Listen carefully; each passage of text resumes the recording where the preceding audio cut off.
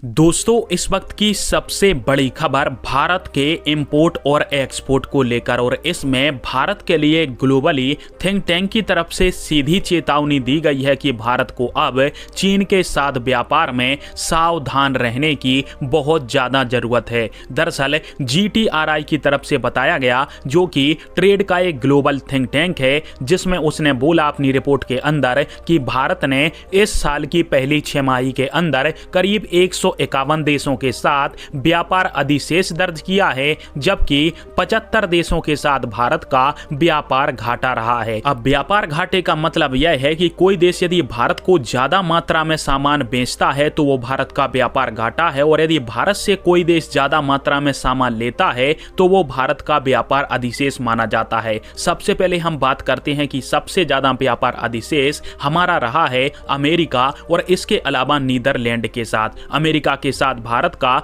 जो व्यापार अधिशेष है वो 21 बिलियन डॉलर और नीदरलैंड के साथ 11.6 बिलियन डॉलर रहा है। जबकि चीन की बात करें तो चीन के साथ भारत के व्यापार में बहुत ही बड़ा झटका भारत को लगा है, क्योंकि इस साल की पहली छमाही के अंदर भारत को चाइना से 42 बिलियन डॉलर का व्यापार घाटा देखने को मिला है। यानी भारतीय इकोनॉमी इस समय चीन के ऊपर काफी ज्यादा निर्भर है, और इसी को लेकर GTRI ने भारत को चेतावनी दी है कि भारत को चाइना के साथ अब व्यापार में सावधान हो जाने की बहुत ज्यादा आवश्यकता है। और स्क्रीन के ऊपर आप सभी इसका आर्टिकल भी देख सकते हो। हालांकि व्यापार घाटे में रशिया भी दूसरे नंबर पे है, जिससे हमें 32 बिलियन डॉलर का व्यापार घाटा हुआ है। वहीं पर इराक से 15 बिलियन डॉलर, इंडोनेशिया से 9 बिलियन डॉलर और UAE से 9.47 बिलियन डॉलर का घाटा भारत को हुआ है। हालांकि ये सब वो देश हैं जिनसे भारत कच्चा तेल इंपोर्ट किया करता है, इसलिए यह जो व्यापार घाटा है वो भारत के लिए उतना महत्वपूर्ण नहीं है, क्योंकि इनसे जो सामान भारत खरीदता है उससे भारत की इकोनॉमी चलती है, जैसे कि कच्चा तेल, गैस और कोयला वगैरह। परंतु जो चीन के साथ भारत का व्यापार घाटा है